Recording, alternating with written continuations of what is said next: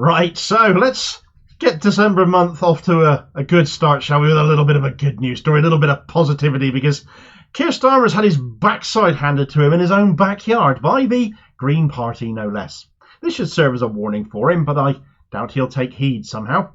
Politics at local level has been dominated for weeks, frankly, by stories of Labour resignations and defections and by-election losses, and in no small part is that due to the position of Keir Starmer with respect to the situation in Gaza right now and the atrocities being committed by Israel following a Hamas attack, which to all except the most hardened Zionists is seen as massively disproportionate to the point of being a genocide and an example of ethnic cleansing. Any attempt to impose sanctions upon which has seen the UN Security Council get vetoed time after time by the US.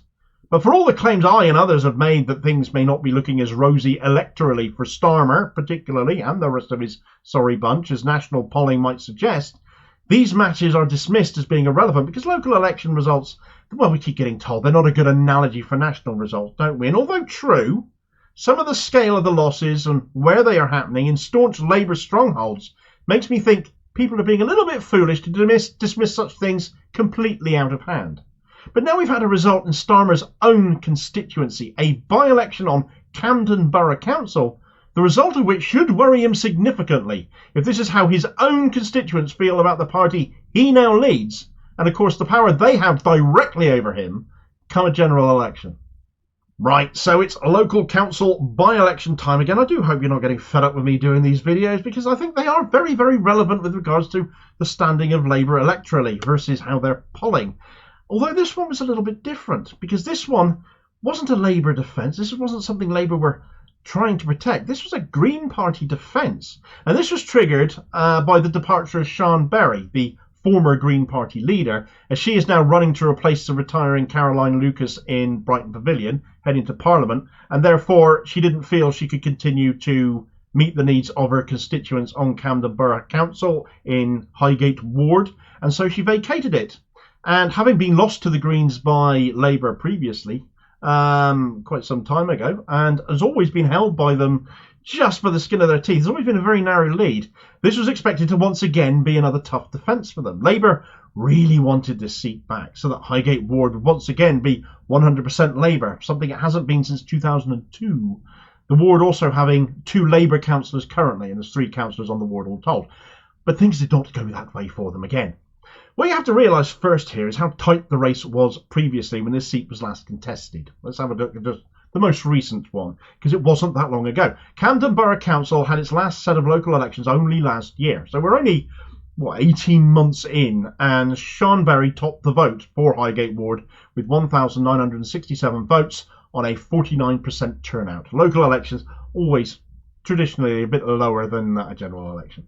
The Labour candidate, also elected to the ward, who came second, was just 69 votes behind her. The Labour candidate, who didn't quite make the cut, coming fourth, because of course there's 3 seats available, was still only 440 votes behind Berry. So you can see how narrowly she got elected to the council, how tight things were at the top there. So the Greens expected a fight here. They expected this to be tight, and Deputy Green Party leader and London Assembly member Zach Polanski made this clear in a tweet he put out a few days before polls opened, saying, "Really exciting. This seat is in Keir Starmer's constituency, and as I've been knocking on doors, it's so close between Labour and the Green Party. If you want to help elect Lorna as our next Green councillor and can help on Thursday in Camden, no experience necessary, sign up below." Lorna being Lorna Jane Russell, the candidate in question for the Green Party here, formerly on Camden Borough Council representing Fortune Green, but actually before that was a Labour councillor there and Deputy Mayor of Camden Council even. She actually ditched the chance to become the next mayor of Camden Borough Council when she defected to the Greens in 2021, so we're under Starmer's tenure here, and she did so warning that Labour was not listening enough to residents before making decisions. We've heard that a few times now, haven't we? But at any rate, there was expectation management here regardless. But as it turns out, the result was so not even remotely close, it surprised the Green Party themselves. Turnout was down from last year. They're never high in local elections anyway, but it was down from 49% to 33% for this by-election. That was the turnout this time around. And Lorna Jane Russell didn't just hold the seat. She took 59% of the vote, which was a swing of 14% to the Greens. I'll remind you, this is Keir Starmer's constituency. Standing against her were Labour, who lost 13.4% of their vote share on just 29%, so the Greens absolutely annihilated them, getting over twice as many votes as Labour did, with the remainder going to a Tory and a Lib Dem, who got 9% and 3% respectively. Now, Labour are playing expectation management here as well.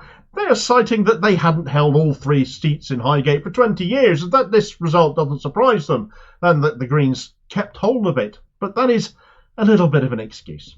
You see, Shan Berry had been a Camden councillor since she was first elected to Highgate in 2014, though the Greens had held a seat in this ward going back to 2006, when 2 Greens and a Tory actually wiped Labour out completely in Highgate ward. That's Tony Blair for you.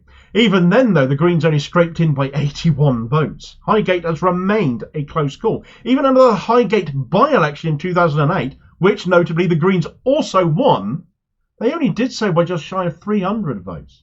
You've got to bear in mind at this time, Labour were actually in power. They were in government. Just keep that in the back of your mind. Lorna Jane Russell just beat Labour by over 770 votes, and the Labour candidate only got 740 votes all told.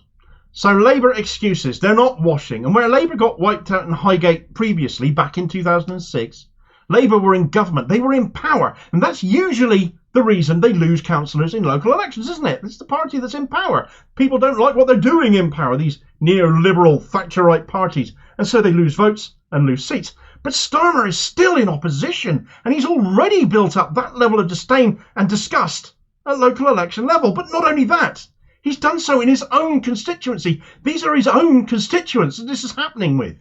Never before have I seen Labour voters either turn away from Labour or just stay at home whilst they're in opposition because they want to send a message to them. And given these are the people who will see Keir, Rodney, Starmer on their ballot papers at next year's likely general election, if they are the stay-at-home type, if they are the I'll take my vote elsewhere type, perhaps to the Greens, disgusted with what the man is doing, they could quite conceivably see him lose his seat if they so desire it, despite Starmer's huge majority. A majority in the 30,000 vote region at the moment. A majority that was far, far more modest before Jeremy Corbyn became leader, incidentally. And even more so if they choose to vote against him or split the vote, denying him his seat and therefore his chance to walk into number 10. I would argue their votes are going to be amongst the most important cast in the country next year, if Labour are on course to form the next government, because one with him in charge of it doesn't bear thinking about, and they've got the power to make sure that he's not able to do that.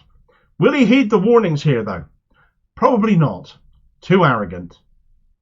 Thanks for watching. I hope you found this video useful. Please like, share and subscribe if you did. More content out daily. Please do have your say on this story in the comments below and be part of the conversation.